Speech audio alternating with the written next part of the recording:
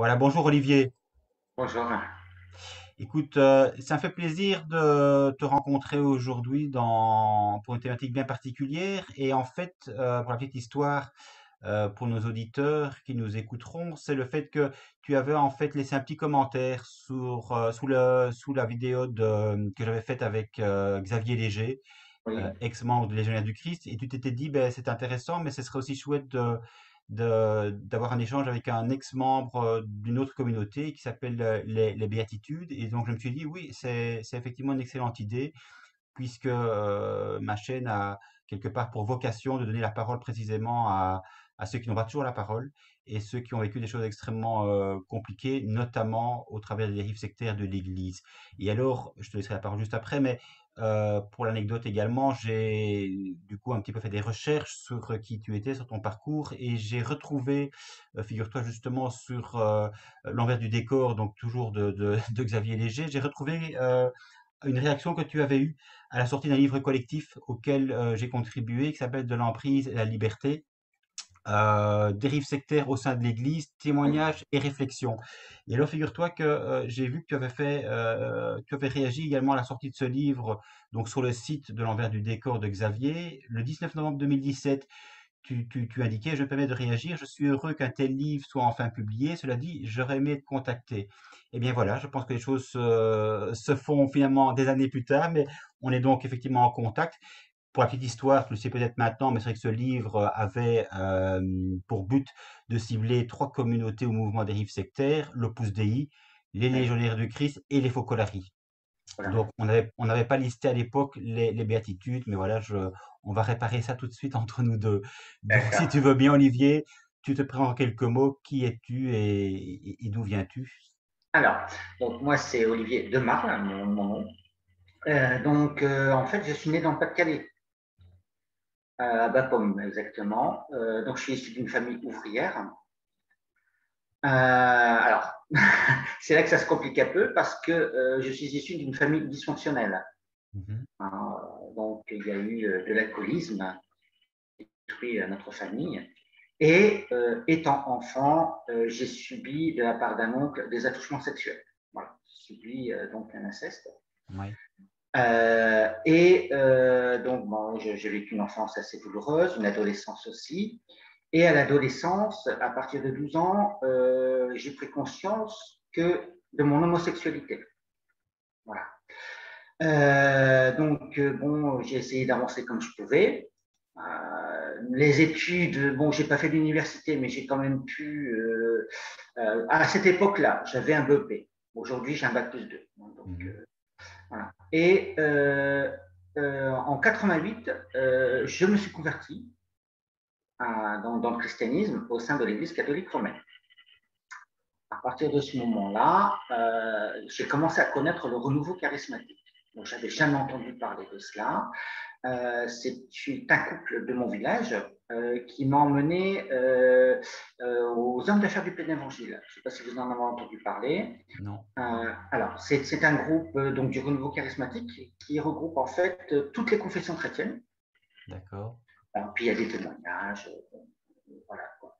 Et à cette époque, c'est vrai que j'avais jamais entendu prier en langue, ce qu'ils appellent la glossolalie. Et dans mon esprit, le mot secte est venu. Et j'ai secoué la tête en me disant, bah non, voilà. Bon, j'aurais dû suivre ma première intuition, mais bon, c'est comme ça. Mhm. Et à cette époque, je voulais devenir prêtre. Donc, j'ai fait une année de séminaire à Arras, donc entre 1990 et 1991. Ensuite, j'ai effectué mon service national. Mhm. En 91 à 93, au sein d'une association protestante, toujours issue du renouveau charismatique. C'est là que j'ai commencé à voir des dérives au sein de cette association. Bah, après, je me suis dit, bah oui, c'est protestant, donc voilà, c'est pas catholique, donc chez les catholiques, c'est mieux. Je me suis totalement trompé. Donc suite à cela, bon, bah, j'ai travaillé un petit peu et puis je suis parti sur Paris faire quelques essais dans des diverses communautés. Et on me disait, oui, ton homosexualité est une problématique, il faut que tu vives en communauté, donc chez les béatitudes, pour recevoir des guérisons. Parce que à l'époque où où je travaillais, j'étais en lien avec un groupe de prière. Mhm. Et c'est eux qui m'ont fait la communauté des béatitudes de Tiche-Château, qui se trouve en Belgique. Oui. Donc après, je suis parti sur Paris faire des essais. Puis ça m'est revenu, quoi. Ça m'est revenu. Je me suis dit, bon, en effet, si je dois trouver ma vocation, bon, à cette époque-là, j'y croyais à tout ça. Hein. Donc j'ai contacté la communauté des béatitudes de Tiche-Château. Et alors, c'était un contrat oral, hélas, mais bon, voilà, c'est comme ça. Donc, je suis rentré à Tiche-Château durant une année. C'est ça. Si je peux me permettre, Olivier, pour échanger et revenir un tout petit peu en arrière, tu pourrais nous expliquer un petit peu comment, entre guillemets, tu justifies ta conversion. Elle est liée à quoi? Tu as vécu un événement fort ou il y avait un mal-être profond qui faisait quand même, Non, il y non, avait non, une il y quête avait un mal-être spirituelle, profond.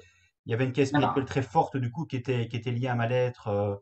voilà, c'est un Tu mal-être très cherchais une fort. solution, tu Voilà, cherchais une c'est solution ça. à un problème. Voilà, tout à fait, tout à fait. Donc, disons, ma conversion était beaucoup plus psychologique. Mhm. Voilà, hein, donc à cette époque. C'est ça. Parce que c'est vrai que moi, ce qui m'a interpellé en fait en te lisant, mais je pense que c'est un témoignage effectivement qui va en rejoindre beaucoup d'autres aussi, qui à un moment donné sont dans une situation de profond mal-être et qui quelque part espèrent que la voie entre guillemets spirituelle va les aider à guérir d'une difficulté. Et c'est vrai que je reprenais ici un petit peu justement ce commentaire que tu avais fait sur l'envers du décor. Pourquoi suis-je rentré aux béatitudes? Et c'est vrai que ça m'avait frappé. Tu disais parce que d'abord j'ai une soif spirituelle de spirituel et je voulais réellement vivre une expérience personnelle avec le Christ. J'allais déjà à la messe quotidiennement, j'adorais sa sacrement, etc. J'allais me confesser. De plus, je recherchais la guérison.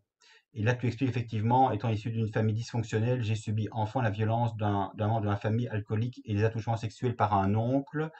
Je Voilà, voulais donc vraiment que Jésus-Christ vienne m'habiter, me guérisse et fasse de moi un saint ainsi que son instrument. Donc je pense qu'il y a quelque part peut-être, mais je me trompe peut-être, tu me diras, mais il y a le sentiment peut-être de passer à côté de sa vie, de la rater, d'être dans des difficultés extrêmement profondes et de se dire la seule solution, c'est finalement Dieu qui va me guérir. voilà, tout à fait. Ouais, ouais, tout à fait. Parce que c'est vrai que vu de l'extérieur, on peut se dire, mais c'est incroyable comment quelque part on peut imaginer au 21e siècle que l'on va se laisser comme ça, entre guillemets, mettre le grappin dessus, être mis quelque part sous emprise et être conditionné. Parce que par la suite, tu parles de conditionnement dans cette. Voilà, tout à fait. Alors, au départ, bon, ça se passe bien parce que il y a l'accueil, il y a ce qu'on appelle le love bombing, hein, donc on est, Oui. voilà, dans l'affectivité. Voilà, donc la communauté, c'est comme le ventre de la mère, hein, donc voilà, on est bien ensemble, on prie, voilà, c'était des écolos. Et c'est après que ça commence à dériver. Parce que là, bon, en fait, j'étais rentré dans cette communauté justement pour un accompagnement de ce qu'ils appellent psycho-spirituel. Hmm.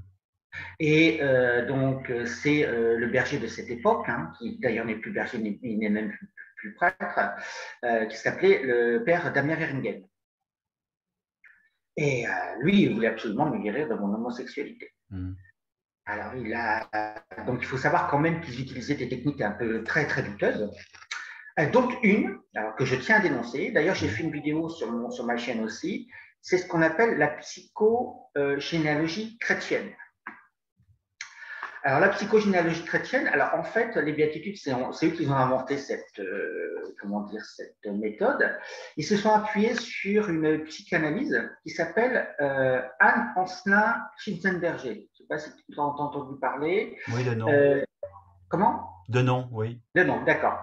C'est elle qui a inventé enfin, qui a étudié la psychogénéalogie, disant que c'était une psychanalyse transgénérationnelle, alors soi-disant que les dysfonctionnements de nos parents se répercuteraient sur les générations suivantes.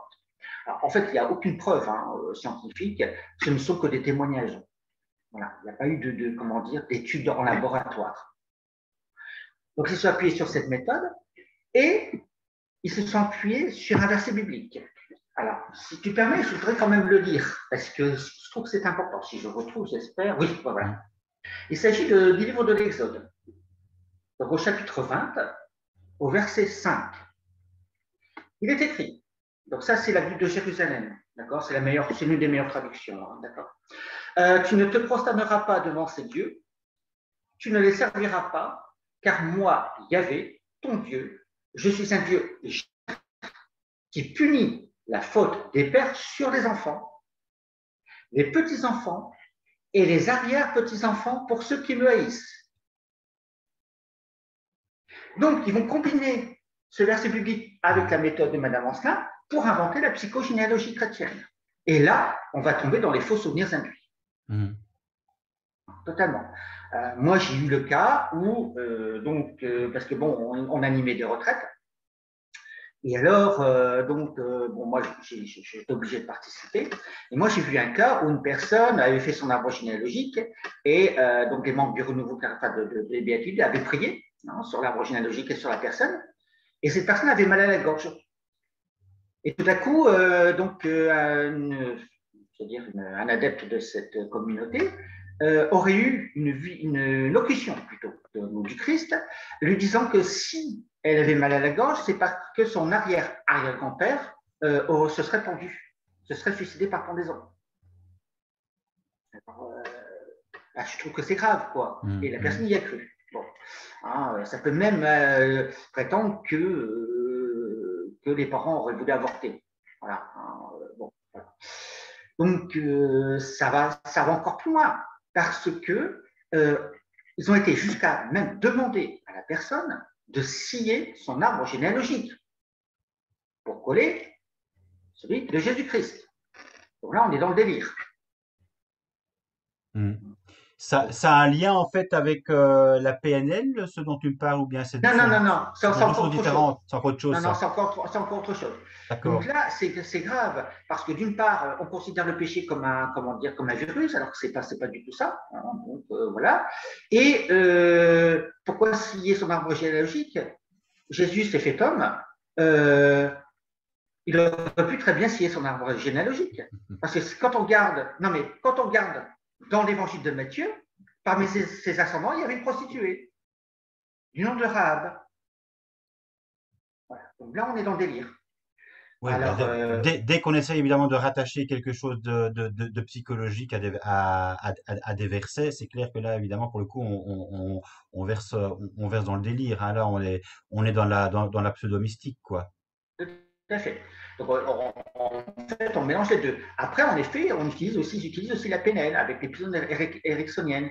Et c'est là que, moi, par exemple, donc ce berger, à cette époque-là, il s'appelait berger, il a pratiqué sur moi cette hypnose, et il prétendait que ma génitrice voulait m'avorter. Voilà. En fait, il s'avérait que c'était faux, quoi. Donc, c'est là qu'on voit quand même que c'est grave, quoi. Bah, au niveau des séquelles psychiques que ça peut laisser, c'est extrêmement grave, oui, effectivement. Ça peut être extrêmement culpabilisant et puis ça te donne une fausse idée sur ta propre existence, ton vécu, tes parents. Enfin, ça chamboule complètement ta vision de la vie. Tout à fait. Alors, moi, du coup, il y a ça. Après, il y a donc ce qu'on appelle d'autres abus spirituels avec l'exorcisme. Parce qu'il faut savoir que l'esprit critique n'est pas une qualité au sein de toutes ces communautés, particulièrement les béatitudes. Moi, une fois, ça m'est arrivé, parce que bon, alors, c'est là aussi, à cette époque, ils allaient à la banque alimentaire pour se nourrir. Ils se nourrissaient de rebuts de la société. Les aliments étaient dans un local à poubelle. Donc, au niveau d'hygiène alimentaire, c'est grave. Donc, moi, j'avais souligné ce fait. Et bien, j'ai reçu une prière de délivrance. Voilà. C'est ça. Le problème, c'était toi. Voilà, c'est ça, tout à fait. Donc, j'étais possédé des démons. Et même par rapport à l'homosexualité. Donc, il faut savoir que tous les homosexuels, les personnes qui sont homosexuelles, c'est parce qu'ils sont des personnes possédées.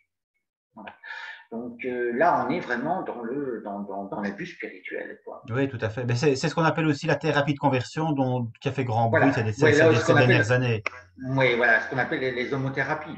Donc là aussi, donc c'est toutes des pseudo-théories. D'ailleurs, le responsable de Exodus International, Alan Chambers, a reconnu qu'il n'utilisait pas de homosexuels.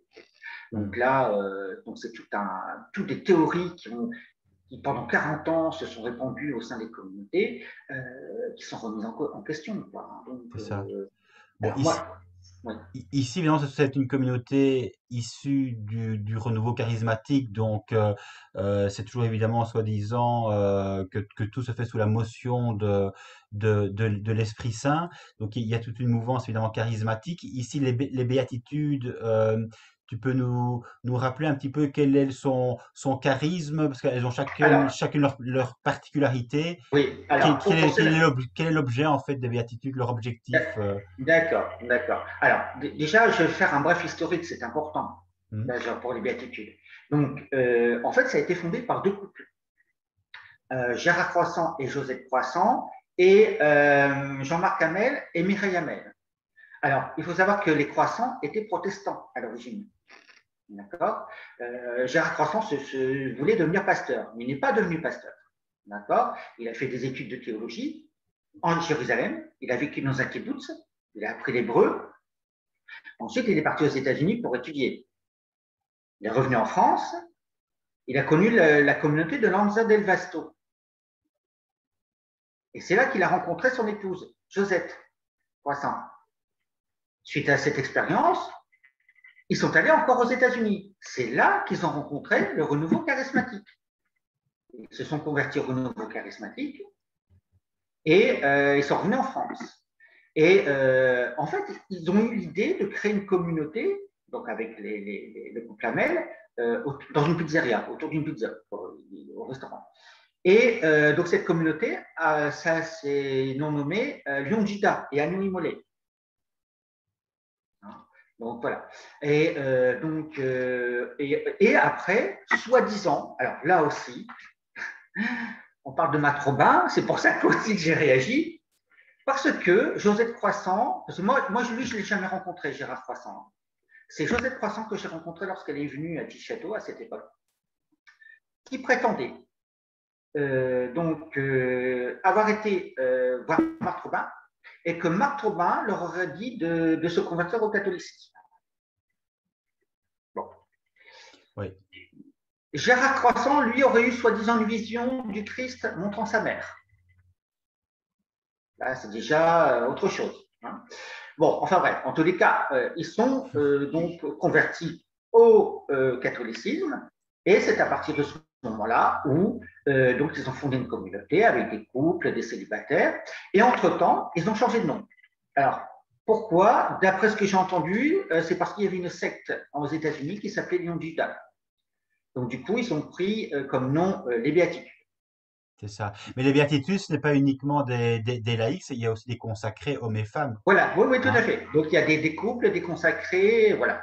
Et donc, le but de cette communauté, c'est déjà de retrouver les racines juives de la foi chrétienne, ce qui est vrai, puisque, en effet, Jésus est juif dans sa nature humaine, voilà. C'est ça aussi qui m'a un peu séduit. Et Mhm. donc, eux, ils fêtent le Shabbat, le vendredi soir.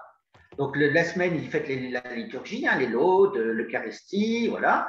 Et en plus, il y a la prière, le Shabbat, le vendredi soir, et la prière du samedi soir, comme chez les orthodoxes. D'accord. C'est ça. Donc, ils se veulent aussi une communauté. Alors, dans son livre, hein, donc Les Pluies de l'arrière-saison, ils ont voulu une communauté qui se dise thérapeutique, c'est-à-dire avec le psychospirituel pour faire des guérisons. Voilà. Hein, donc, en gros, voilà comment s'est construite cette communauté. Donc Avec une volonté, déjà, oui. avec une volonté aussi apostolique, enfin une volonté d'évangélisation aussi. Voilà, tout à fait. Oui, oui, il y a beaucoup d'évangélisation, voilà. Hein. Et c'est une communauté assez emblématique parce que, bon, déjà, quand il y a eu le livre Les naufragés de l'esprit Ouais. qui est sorti, il y avait déjà une problématique. Et moi, je suis convaincu que l'Église savait les dérives. Alors, moi, en fait, donc, je suis resté pendant une année. En fait, je me suis sauvé de cette communauté. Hein, parce qu'on dit souvent, oui, mais vous n'étiez pas prisonnier. Si, pas physiquement, mais psychologiquement. Pourquoi? Parce que on disait que le monde, c'était le diable. Mhm. Voilà. Et je fais aussi une parenthèse par rapport à l'acte incestueux que j'ai subi il y a 46 ans, puisque j'en ai 53. Puisqu'on va me dire, ah oui, mais pourquoi tu n'as pas porté plainte, etc. Bon, déjà, il y a plusieurs choses. Il y a la honte. Voilà, il y a Mhm. la honte.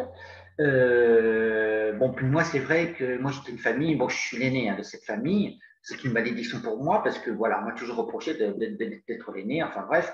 Et moi, j'ai jamais été écouté dans cette famille. J'ai vraiment jamais eu ma place, en fait, voilà, dans cette famille. Donc voilà, donc j'ai dû prendre sur moi. Mais ce qui est grave au sein de la communauté des Béduines, c'est qu'on disait que c'était moi, à l'âge de 7 ans, qui recherchais des relations sexuelles. Donc là, on retourne la situation et on stigmatise. Alors, voilà. Alors, à cette époque-là, j'y ai cru. Mais aujourd'hui, avec le recul, et par rapport à tous ces témoignages qu'il y a aujourd'hui, d'ailleurs, j'ai écrit sur Twitter, dans MeToo, voilà, non, je ne suis pas victime. Voilà, on ne peut pas, c'est pas parce qu'on a 7 ans, voilà, un gamin de 7 ans ne recherche pas d'avoir des relations sexuelles. Voilà, d'accord. Mhm. Bon. Donc c'est moi la victime et voilà, et je ne dois pas me sentir coupable. Mais eux, ils ont réussi à retourner la situation en disant que c'était moi qui étais victime. Voilà. Qui était coupable, pardon. C'est coupable. Donc voilà, tout à fait. Et Donc ta famille, Olivier, tu es né dans une famille bon, dysfonctionnante, ça tu l'as effectivement expliqué en deux mots, mais qui était catholique par ailleurs? non, pas Non, du tout pratiquant, pas du tout, d'accord. pas du tout. Non, non, non, non. On n'a Donc, jamais pratiqué, non, non. Voilà. Déjà, même d'accord. quand je voulais devenir prêtre, voilà, ils voulaient même me jeter dehors, ils ne Ah voulaient oui. pas, voilà, voilà, tout à fait. Hein. Donc, voilà. Et alors, c'est après qu'ils sont convertis, 8 ans après. Mais eux aussi, ils ont été victimes du renouveau charismatique. Alors, pas des béatitudes, c'était d'un groupe de prière. Mhm. Bon, pour moi, le renouveau charismatique, non, non, non. Ah non, non, non, non, non, non, non, non, non. Mais un groupe de Donc, prière qui dépendait d'une alors, communauté ou un groupe de prière un groupe qui... oui, qui dépendait d'une communauté à Lens, d'un certain prêtre qui s'appelait René Jacob. Je ne sais pas si tu en as entendu parler. Non. Non. Lui aussi, bon, il est décédé, hein, mais il s'est retrouvé en procès parce qu'il a su manipuler comment dire, sa communauté en leur demandant de signer une reconnaissance de dette. Voilà, quoi. Les gens se sont retrouvés chez les huissiers. Mhm. Donc, ils ont déposé plainte. Voilà. Donc, bon, là, il est décédé, mais moi, je ne peux pas lui pardonner parce que, bon, non, non. Voilà. Là aussi, on a encensé ce prêtre, hein, parce que, comme Gérard Froissart, des gens comme ça qui sortent un peu leur venin, on les encense, et après, on s'aperçoit que ce sont des pervers et des C'est ça. manipulateurs. Oui. Pour le coup, en fait, ils sont charismatiques, en fait. Hein. Voilà, c'est ça. Voilà. Mais pour qu'on comprenne bien, Olivier, en fait, comment se met en place l'emprise, le conditionnement et du coup la difficulté de sortir de la communauté, tu peux nous expliquer en quoi en fait consiste une journée aux béatitudes? Tu l'as Oui. expliqué par ailleurs, mais c'est intéressant que l'on comprenne un petit peu la Alors, manière dont ça fonctionne. oui, tout à fait. Alors, déjà, bon, il y a la prière. Alors, donc, le matin, ce sont les laudes. Vers 11 heures, c'est l'Eucharistie. Non, pardon. Les laudes, il y a le chapelet. Voilà. Vers 11 heures, c'est l'Eucharistie. Le soir, ce sont les vêpres. Et après le souper, c'est les conflits. Les complis, pardon, les conflits. Et entre-temps, bien sûr, il y a les travaux. Alors, en sachant que là aussi, moi j'étais boulanger, pâtissier, jardinier, manutentionnaire, agent d'entretien, et je crois un autre métier. Bon, ouais, j'ai fait six métiers, hein, d'accord. Bon, voilà. Et c'est pas pour ça que j'étais payé ou j'ai cotisé pour la retraite. Hein, donc voilà. Et puis entre deux, bon, bah, il y a les repas, donc il y a le petit déjeuner, le dîner et le souper. Alors en fait, j'avais pas de temps à moi. J'ai pas de temps à moi. J'avais pas le temps de d'écrire ni de quoi que ce soit. Même Mhm. les week-ends, quand il y avait des grosses retraites, donc j'étais obligé d'y participer. Et surtout quand il y a eu Bridge McKenna, qui est une franciscaine charismatique, qui était venue pour soi-disant faire des guérisons, hein, qui était venue pour faire une retraite pour les prêtres. Alors là, c'était parce que les prêtres venaient de tous les pays. Hein, il y en a même qui venaient du Mexique. Donc voilà. Hein, donc, et c'est vrai que je n'avais pas de temps pour moi. Donc là aussi, il y a une forme de conditionnement. Hein. Bon, il faut Mhm. participer au travail, mais on était tous fatigués. En plus, la vaisselle, quand il y avait des retraites, il y avait une grosse vaisselle. Bon, voilà, on était fatigués. Hein, donc il y a ça. Aussi le jeûne. C'est important parce qu'ils sont très médusgorgés. Donc, il fallait jeûner au pain et à l'eau le mercredi et le vendredi. Et des fois, ils rajoutaient le lundi, donc pour casser la personne, en fait. Donc, et tout ça fait que, en plus donc, de cet accompagnement psychospirituel, bah, en fait, on réussit à endormir la conscience. Puis on se dit, bah, pour guérir, en fait, bah, il faut que je rentre dans ce moule. Voilà, il faut que je me donne à fond. Oui, Et c'est c'est un là qu'on cercle voit que, vicieux. voilà, c'est là qu'on voit l'emprise. Voilà. Et à chaque fois, on me disait, non, non, non, si tu ne changes pas, tu vas le regretter. Voilà, ton âme va en enfer, etc. Voilà. Donc, voilà, quoi. Et un jour, dans cette communauté, j'en pouvais plus. Voilà, j'ai plus une crise de colère. Et donc, on m'a un peu écarté.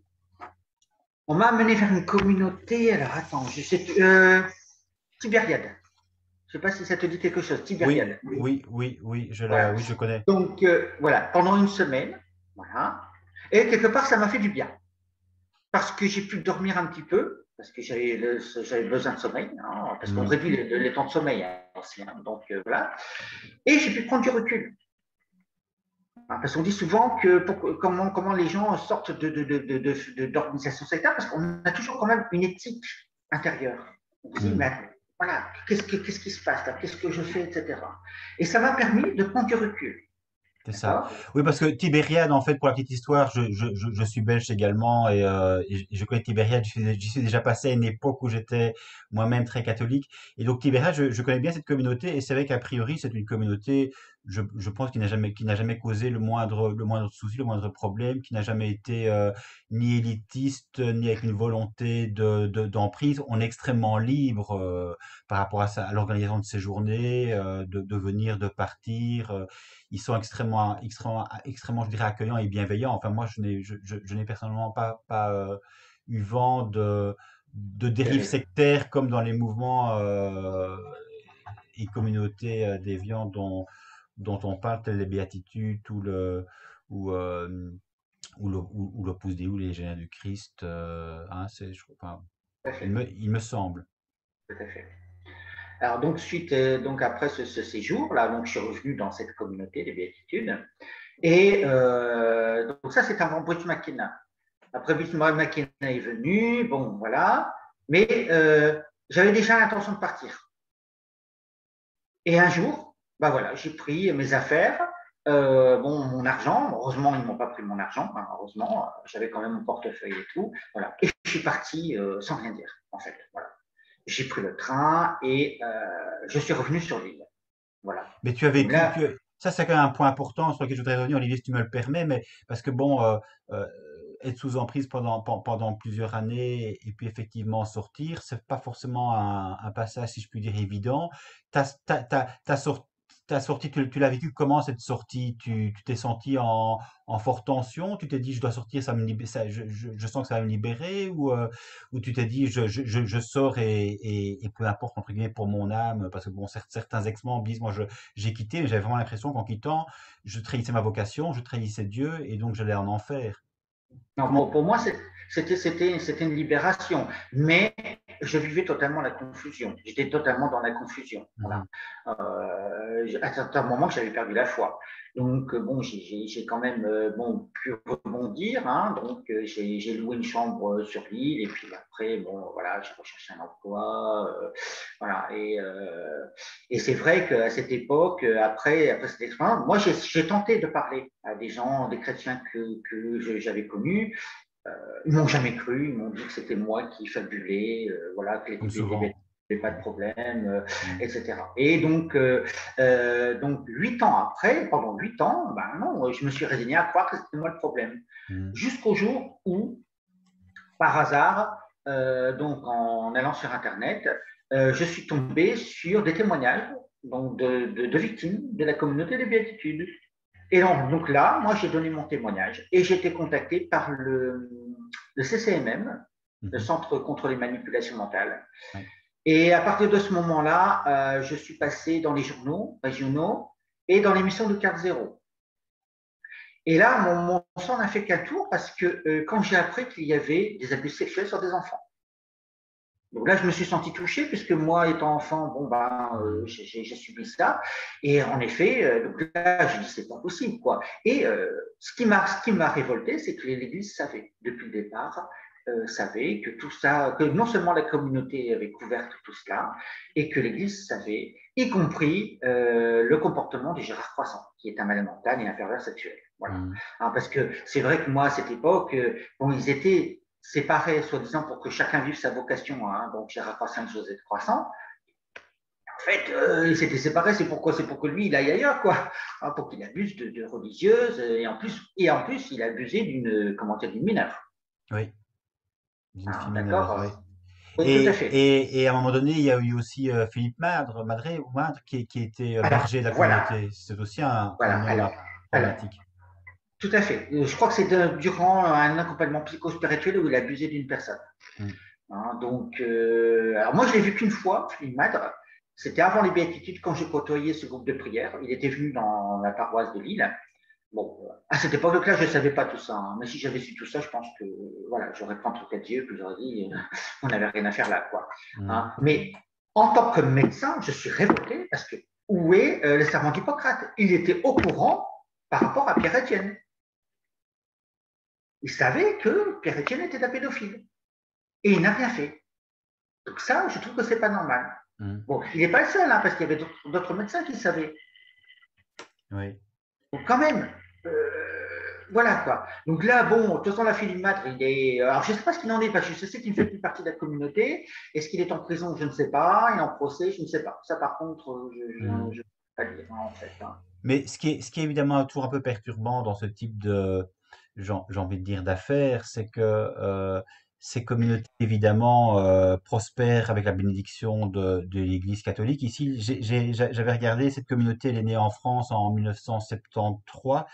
Et Oui, elle a été reconnue de droit pontifical en 2002, ce qui veut dire qu'a priori, évidemment, tous les croyants peuvent légitimement faire confiance, les yeux fermés, en rentrant dans ce genre de communauté. Le droit pontifical, ça veut dire que la communauté relève directement en fait du siège apostolique. Donc ça donne évidemment une liberté d'action extrêmement importante, et donc la confiance évidemment est d'autant plus grande. Et alors tu le disais aussi tout à l'heure, et là c'est vrai que c'est pas toujours très très clair, mais enfin bon, beaucoup de communautés, effectivement, que l'on sait maintenant dérives sectaires, se sont prévalues en fait de la bénédiction de Marthe Robin. On ne sait pas très bien finalement si eux-mêmes se sont emparés de Marthe Robin pour faire leur pub, ou bien si effectivement Marthe Robin euh, avait le sentiment que certaines communautés seraient effectivement le renouveau de l'Église, et que donc l'évangélisation passerait par ce type de communauté. Mais toujours est-il qu'il y a eu quand même pas mal de dérives qui, dans un premier temps, n'ont pas été reconnues par ici les béatitudes, mais tu as soulevé effectivement un ouvrage, je pense, qui est le premier à faire, je dirais, une cartographie extrêmement précise des dérives sectaires, c'est Les naufragés de l'esprit. oui, Hein. Et c'est un livre écrit par d'ex-membres, je pense, et qui est sorti en fait en 1996. Donc oui. ça ne date pas d'hier.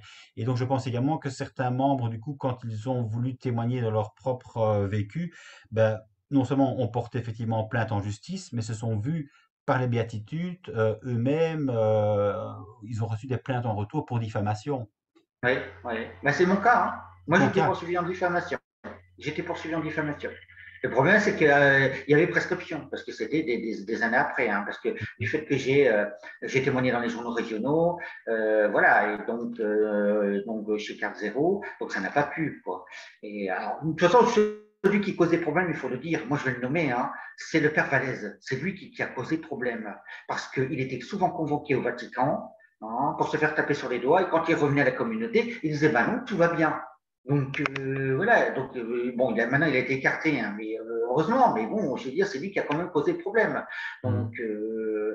bon, après, c'est vrai que Goliath a fait aussi comment dire, dans sa revue, donc une belle Oui, bien étude sûr. sur les béatitudes. Oui. Donc c'est vrai que alors, là aussi, eux aussi, ils ont été en diffamation. Hein.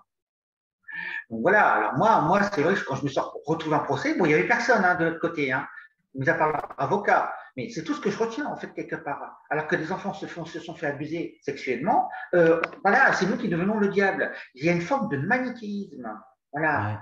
Ouais. Ouais. La colère, c'est considéré comme une possession. Quelqu'un qui est adopté, hein, il y a eu un témoignage d'un jeune là, qui a vécu à la communauté des Béatitudes d'Autrey, hein, parce qu'il a été adopté, on a sorti le grand exorcisme de Léon XIII, quoi. Et là, on est dans l'abus. Bon, là aussi, il y a des cas de pédophilie. Hein. Il y a aussi des cas de pédophilie. Hein. Donc, Et ouais. Goliath, en fait, a sorti également, à la même époque, en 1996, j'ai vu, l'Armada du Pape, qui était effectivement un bouquin extrêmement pointu de Gordon Uckart, donc qui est lui-même en fait un ancien membre des Focolari. Il est écrit en fait sur trois communautés à dérive sectaire, les Focolari justement, Communion et Libération et le Néo-Catéchumène. Donc tu vois que déjà en 1996, il y a quand même des livres qui commencent à sortir sur plusieurs Bien sûr, communautés à dérive sectaire. Donc je veux dire, tout à fait. là c'était vraiment encore que le dessus de l'iceberg, mais ça commençait effectivement à faire du bruit. Et alors, tu en parles également, je pense, dans un commentaire que j'ai pu lire, mais c'est vrai que, comme toujours, dans un premier temps, l'Église, évidemment, dément, les personnes qui sont évêques, clercs, etc., démentent. Et j'ai vu précisément aussi par rapport à l'ouvrage des naufragés de l'Esprit, donc paru en 96, qu'à l'époque, Joseph-Marie Verlinde trouvait justement l'ouvrage extrêmement tendancieux en disant que finalement les dérives sectaires n'étaient pas propres au mouvement d'église, que ça existait dans tous les groupes humains. Donc une façon aussi quelque part d'édulcorer le problème et de ne pas voir les choses en face et donc de rester dans le déni. Tout à fait. Ouais, tout à fait. Tout à fait. Mm. De toute façon, ça a toujours été comme ça. Hein, Oui. mais bon, moi, en tous les cas, je peux dire que c'est quand même grâce aux associations anti-sectes, grâce aussi aux médias, qui ont mis à jour les dérives des béatitudes pour Mm. qu'enfin l'Église se décide enfin à réagir parce qu'elle n'agit que sous la pression. Mm. Moi, en tous les cas, il y a une chose quand même qui me révolte, c'est qu'on a, donc d'une part, qu'on a été diabolisé, et particulièrement la communauté de Bonnetombe, enfin les anciens plutôt, parce que maintenant ils n'habitent plus là, hein, parce que c'est quand même grâce à eux, ils ont mis hors d'état de nuire un pédocriminel. Oui. Hein. Voilà, et ils ont été diabolisés. Bon, particulièrement une personne hein, qui a été diabolisée. Donc là, moi, j'ai regardé sur KTO, donc justement, ils ont fait une émission sur l'après. L'après de toutes ces dérives. Hein, et moi, Henri Donneau, moi je suis désolé, hein, là il y a beaucoup, il n'est pas clair. Hein. Moi je l'ai écrit hein, à plusieurs reprises, encore il est recommandé, je n'ai reçu aucune réponse, hein. Il n'y a rien. Hein. Mm. Voilà, comme si c'était moi le diable. Donc, il faut qu'on arrête un petit peu. Donc, ils ont l'air de croire, ah oui, on ne savait pas, ah oui, ceci. En fait, quelque part, cette émission-là, moi, ce qui m'a mis mal à l'aise, avec Madame de Saint-Pierre, c'est ça, je ne sais plus comment elle s'appelle, non, Marie-Pierre, c'est Marie-Pierre, si, non, c'est de Saint-Pierre, enfin, son nom, Oui. l'animatrice. Bon, Mm. en fait, quelque part, c'était pour redorer leur image. Voilà, c'était pour redorer leur image. Les victimes, on en a parlé à peine. Donc, moi, je ne suis pas d'accord. Il y a quand Mm. même des choses graves. Il y a aussi des suicides cachés. Hein. Je ne sais pas si tu es au courant. Je vais te faire une photo. Je ne sais pas si tu la vois. Oui, je la vois. Donc, C'est je ne connais connu. pas son nom. C'est Cathy. Je ne connais que son prénom. Cathy. Alors, ça devait être dans le tout début. En fait, cette jeune femme, a un autre passé, puisque sa maman était prostituée. Et elle aussi s'est prostituée à l'âge de 15 ans.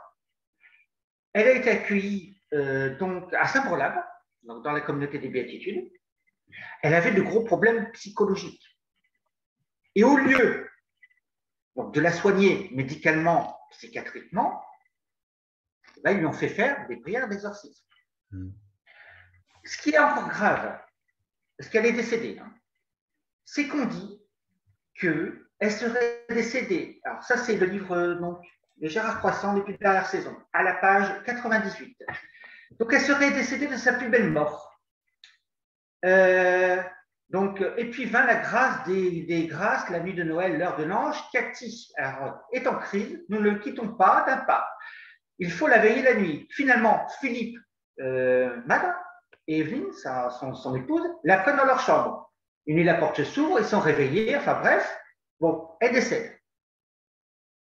Soi-disant que c'est Thérèse de l'Enfant Jésus qui serait venue la chercher. Ouais. Eh bien, tout est faux. Elle a subi des prières d'exorcisme. Il mettait des matelas pour étouffer ses cris. Ils l'ont changée de maison en maison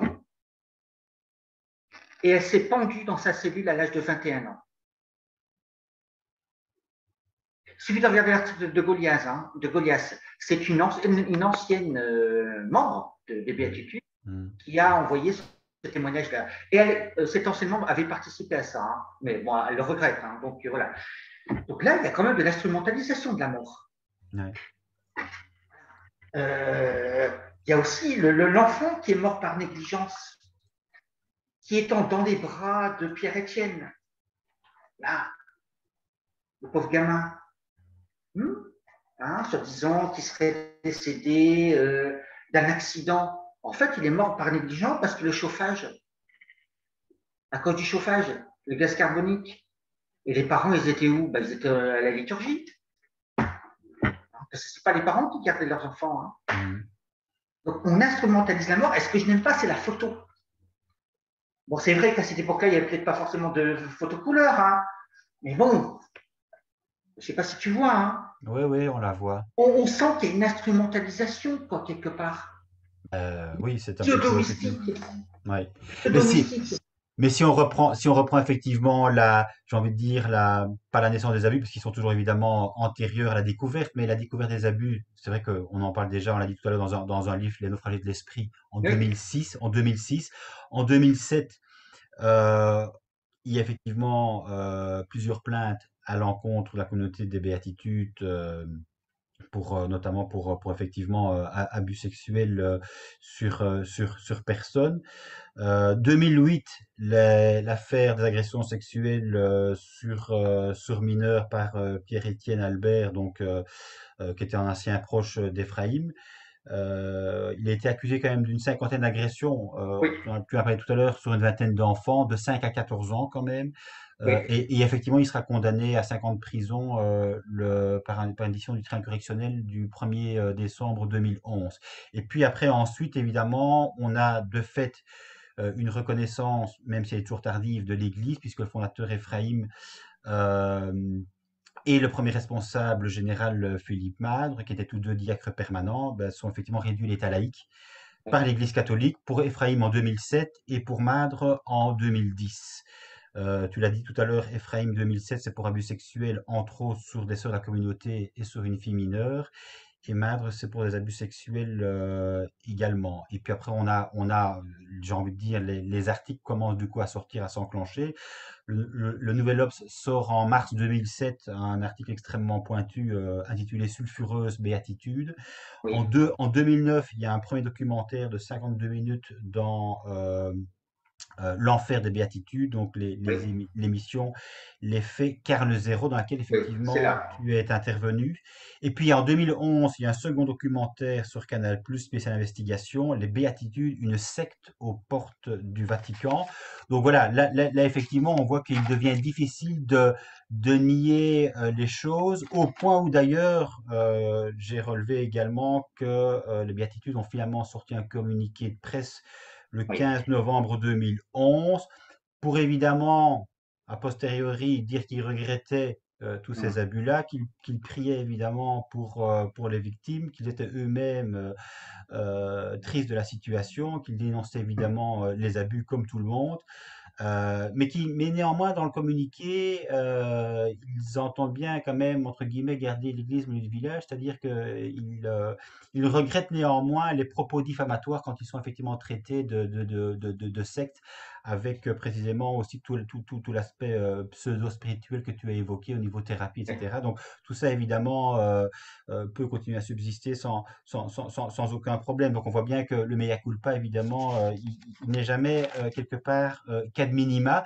Et alors le 6 novembre, peut-être tu peux me rappeler, non, en juin 2011 en fait, dans la foulée du communiqué, on voit qu'il y a effectivement un problème au sein des béatitudes et donc on remodèle aussi les statuts ouais, voilà, tout à pour fait. essayer de clarifier la situation entre les laïcs hommes-femmes, les consacrer hommes-femmes et éviter éventuellement un melting pot de tout ça avec les dérives sexuelles que ça peut effectivement, le cas échéant, engendrer. Donc, et alors surgit aussi, ce dont tu as parlé tout à l'heure, mais c'est important dans la chronologie des événements, surgit aussi la polémique liée à l'homosexualité et à son traitement, donc ces fameuses thérapies de conversion qui pourraient effectivement, l'homosexualité pourrait être guérie, puisqu'effectivement c'est un péché. Et donc il y a des sessions de guérison des blessures intérieures, parce que forcément si tu es Voilà. homosexuel, c'est que tu as un vrai problème psychique, et donc il faut guérir cette blessure intérieure. Euh, Thérapies qui seront mises en cause en 2019, aussi dans le cadre d'un documentaire et d'un livre. Et alors, on voit bien évidemment que les béatitudes, c'est un mouvement extrêmement puissant parce que bon, ils ont évidemment leur école, ils ont leur, Maison d'édition. leurs éditions, les béatitudes notamment, qui disqualifient évidemment la théorie du genre, le mouvement LGBT, et le mariage pour tous. Donc voilà, même si effectivement on dénonce les dérives, on reste évidemment entre guillemets d'église avec toute la dogmatique, toute la doxa qui va avec aussi, hein. Donc quelque part, je trouve qu'il est toujours difficile de faire la part des choses entre les dérives que l'on pourrait dire uniquement communautaires ou liées au mouvement, et les dérives finalement qui plus largement sont dues à l'Église elle-même, qui... Voilà, tout à fait. Bah, de toute façon, j'en veux à l'Église parce que, bon, bon moi, je n'ai pas demandé à être homosexuel, hein. Bon, que l'Église, dans sa dogmatique, ne reconnaisse pas le mariage des homosexuels, c'est une chose. Mais qu'on sait d'être stigmatisé, hein. Hmm. La pédophilie, c'est un crime contre l'humanité et l'Église l'a cautionné. Le viol, c'est un génocide, l'Église l'a cautionné. D'accord. L'avortement, là aussi, il faut que j'en parle parce que moi, un membre de ma famille a avorté. Et quand j'étais aux Béatitudes, on m'a demandé de lui téléphoner. On lui demandait si elle s'était confessée, si elle avait reçu une prière de délivrance. Quelques années plus tard, qu'est-ce que j'apprends? Que des religieuses étaient abusées sexuellement et qu'on les forçait à avorter, même si elles étaient enceintes de leur 8e mois. Là, il y a un problème, quoi, quelque part. Donc là, quelque part, c'est une loi de soi divine à deux vitesses, quoi. Il y a Hmm. une loi divine pour nous, on doit porter le poids de cette loi, et une loi divine pour les prêtres, les religieux, qui peuvent faire ce qu'ils veulent. Eh bien, moi, je ne suis pas d'accord. Donc là, il y a quand même un manque de crédibilité. Voilà. Ben, Et donc là, moi, j'accuse ça aussi. L'Église aller dans le paraître, il faut paraître crédible. Eh bien, moi, je dis non. c'est Voilà. ça. Ben, on l'a vu évidemment par rapport à, bah oui, aux agressions sexuelles, à la pédocriminalité des clercs dans l'Église et l'omerta évidemment de l'Église pour cacher ses prêtres et simplement les envoyer ailleurs, dans d'autres diocèses où ils ont continué finalement leur méfaits.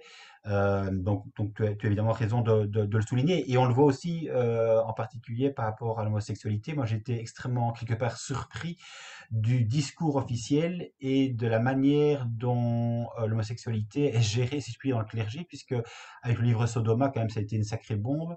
On a vu qu'il y avait l'homosexualité à tous les étages et que plus on montait dans la hiérarchie, et plus effectivement, Voilà. il y avait un taux important de pré-homosexuels. Et on pense notamment, évidemment, à Tony Anatrella, qui était un grand défenseur de la morale catholique et qui, en fait, lui-même pratiquait l'homosexualité sans Tout à aucun fait. problème. Ouais, tout à fait, tout à Donc, fait. Bah, il y a un double discours, effectivement, qui est extrêmement choquant. De la alors, part d'une église qui prétend quand même détenir la vérité ouais, et qui veut se dire universelle et qui a une morale tout à à fait. imposer. À tout imposer. Bah, par rapport à ça, donc à Tichâteau, là, le berger qui s'appelait Damien Verhulgen, j'ai su plus tard qu'il avait quitté le sacerdoce et la communauté des béatitudes parce que lui-même était homosexuel et qu'il vit avec un homme. Mm, Il tient une boutique de fleuriste, hein. Donc, moi, quand j'ai appris ça, et moi, j'ai rien vu, hein, j'ai rien vu. Moi, quand j'ai appris ça, je me suis dit, c'est pas possible. mm. Et j'avais téléphoné à cette époque à Bonnemombe, hein, et le responsable, le prêtre, m'a décrit, donc le père Damien Verrigen, et ben, je dis, bah oui, c'est lui. Et là, franchement, là, mon sang n'a fait qu'un tour. Je me dis, c'est pas possible. Moi, on veut me dire de mon homosexualité, alors que lui, je sais pas, c'est contradictoire. Donc voilà. Donc, voilà, il est temps qu'on arrête tout ça et voilà, que l'Église fasse un peu de ménage dans ces communautés parce que c'est plus possible. C'est Mm. plus possible.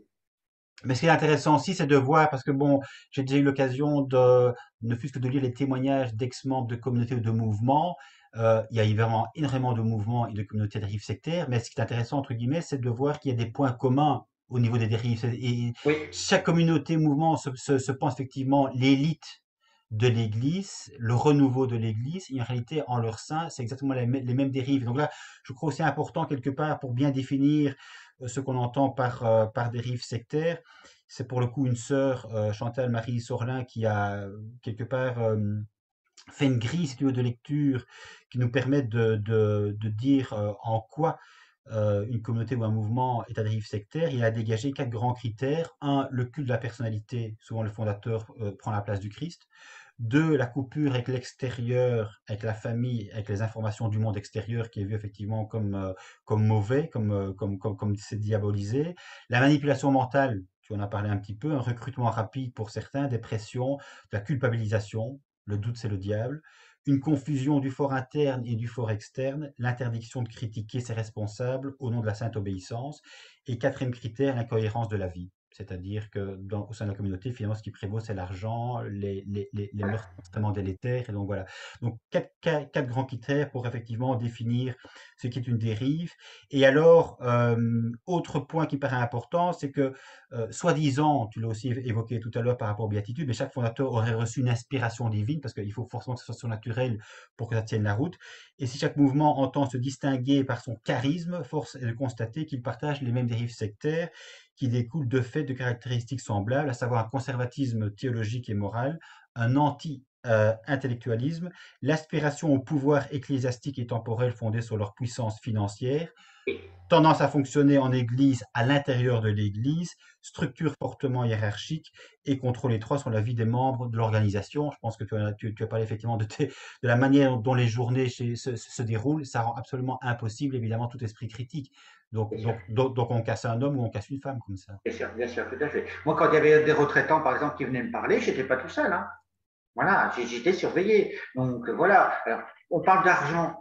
Bon, eux, ils allaient se nourrir à la banque alimentaire. Mais le château, à cette époque-là, ils l'ont acheté. Hein. Mm. Bon, moi, quand j'ai appris que pour Gérard Croissant, qu'on lui avait donné un château, j'ai dit, mais purée, on donne à n'importe qui, quoi. C'est un pervers, quoi. Donc, c'est pas possible. Ils se sont beaucoup enrichis, hein. Ça, c'est clair. Hein. Même Gérard Croissant, hein, je veux dire, franchement, je trouve que c'était. D'ailleurs, il est poursuivi par le fisc, hein, parce qu'il a des comptes en Suisse. Hein. Oui, Il est ben poursuivi. oui. C'est toujours étonnant de voir évidemment au niveau de la hiérarchie des fondateurs, etc., quel est leur train de vie et, Voilà. et ce qu'ils font finalement subir au nom de la pauvreté et de l'obéissance j'ai envie de dire, au petit personnel, aux servants. Exactement.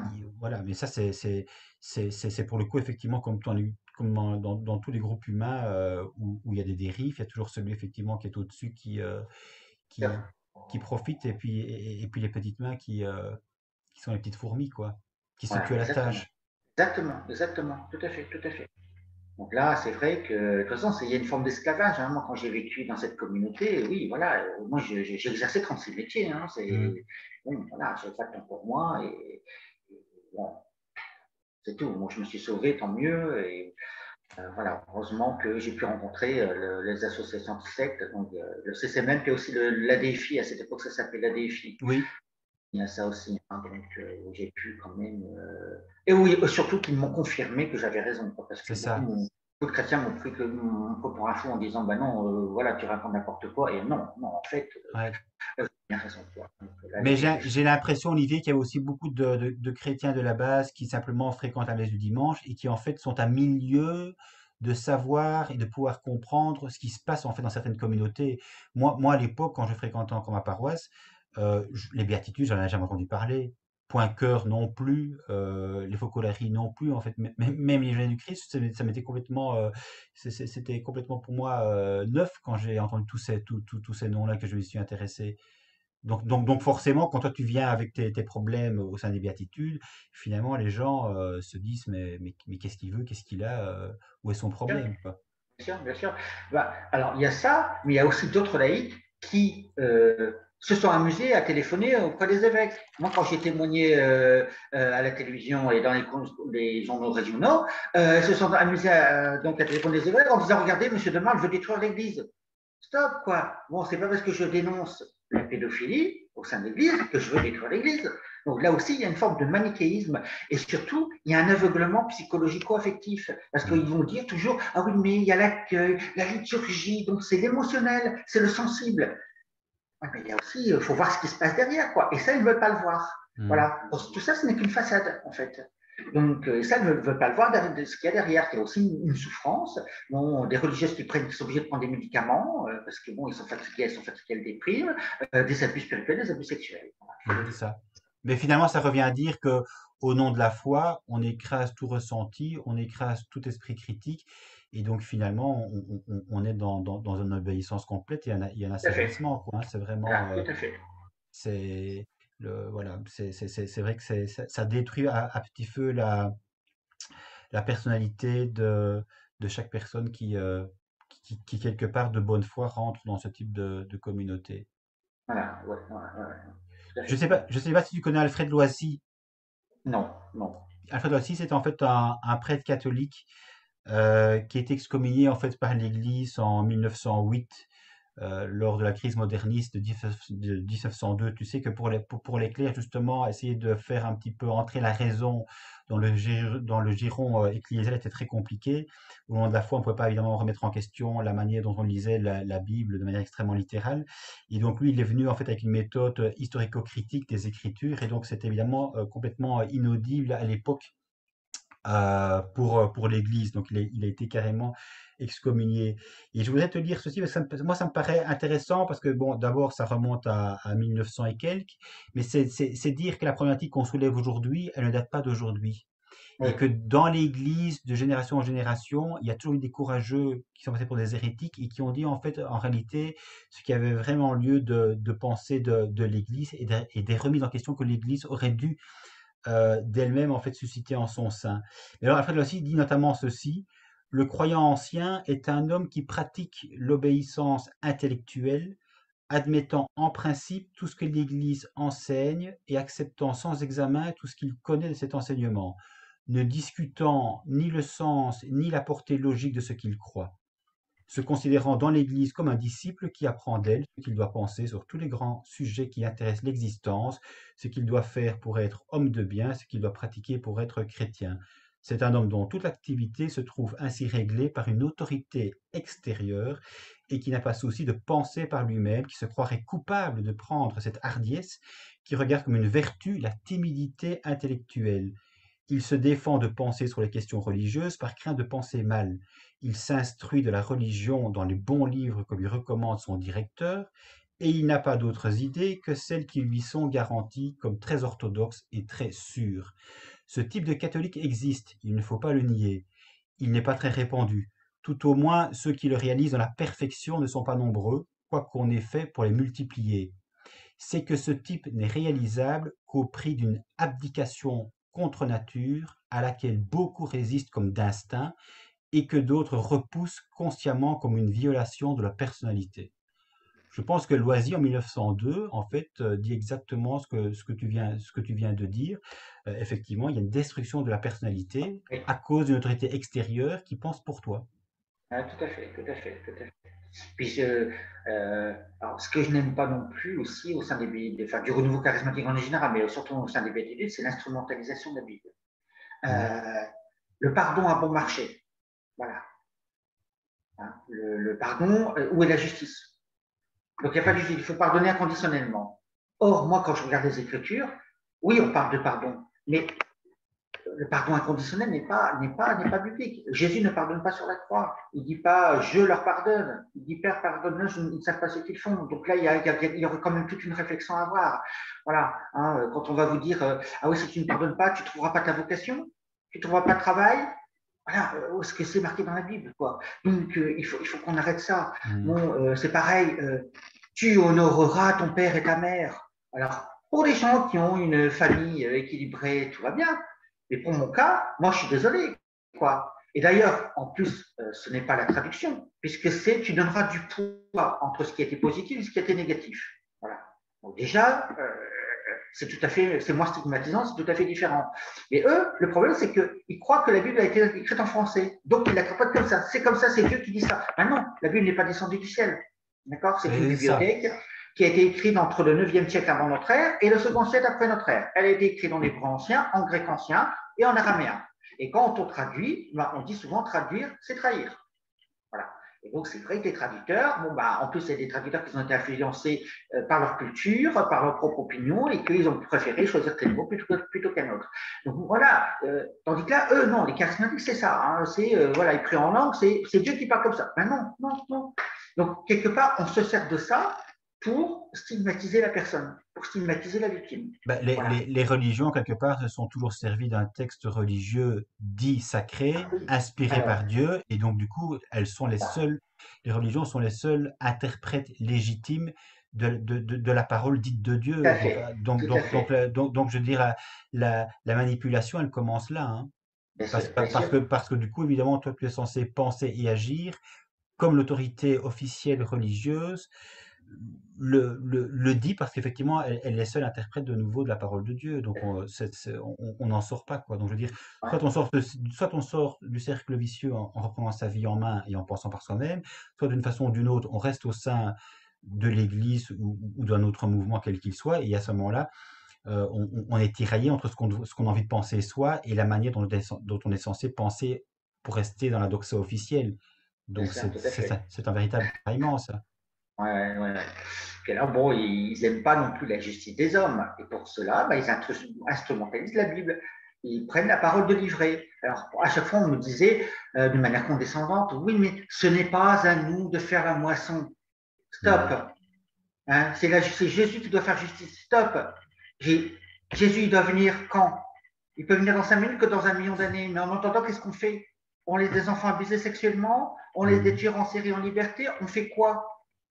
On laisse des terroristes venir nous décapiter? Non, non, non.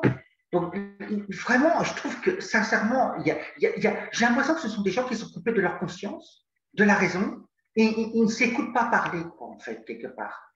Ils Mhm. sont trop pris dans un aveuglement psychologico-affectif avec donc, soit des liturgies de la communauté des béatitudes, ou soit avec la Bible. Hein, parce que c'est ça un peu dans le renouveau charismatique protestant, c'est la Bible, la scriptura sora, c'est Dieu qui parle comme ça. Ben, chez les charismatiques catholiques, c'est pareil.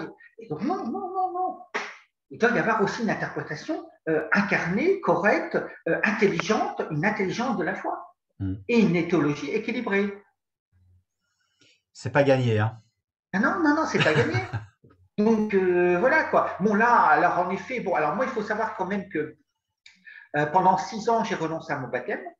Oui. Hein, parce que moi, quand je me suis retrouvé en procès, j'ai écrit à l'évêque Monseigneur Ulrich, il n'a jamais voulu me recevoir. Hein. Donc c'est l'évêque de Lille.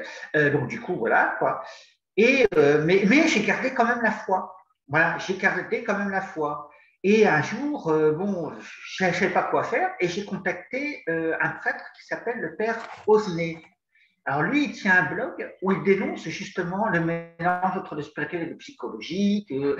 Voilà. Hein, et je trouve que c'est très bien fait. Et je l'ai Mhm. contacté. Je lui ai expliqué mon cas. Il m'a dit, bah, laissons les évêques s'évangéliser, revenez dans l'église, si vous avez la foi. Parce que moi, je remets pas forcément en cause la Vierge Marie et autres. Bon, moi, j'y crois. Voilà. Hein, bon, mais quand même, bon, je suis revenu, mais moi, je n'ai plus confiance envers l'Église, envers le Vatican. Voilà. Mhm. Hein, moi, ce que dit la curie, le pape, bon, maintenant, moi, je n'ai plus confiance quand on voit qu'ils n'ont pas hésité à couvrir des pédophiles, Marcel Maciel, Gérard Poisson. Non, non, non. Voilà. Donc, moi, pour moi, c'est pas parole d'évangile, hein, ce qu'ils disent. Bon, moi, je ne suis pas engagé dans une paroisse. Bon, je me contente de la messe le dimanche, je prie chez moi, voilà. Quoi, hein. Donc, j'ai la foi, mais c'est une foi, je veux dire, personnelle, en fait. Hein, Mhm. un peu comme chez les protestants, mais bon, voilà. Moi, bon, je pratique les sacrements, c'est pas un problème, mais voilà, j'ai ma propre opinion, voilà, c'est tout. Mais ça, Je c'est veux pas pas décider. évident.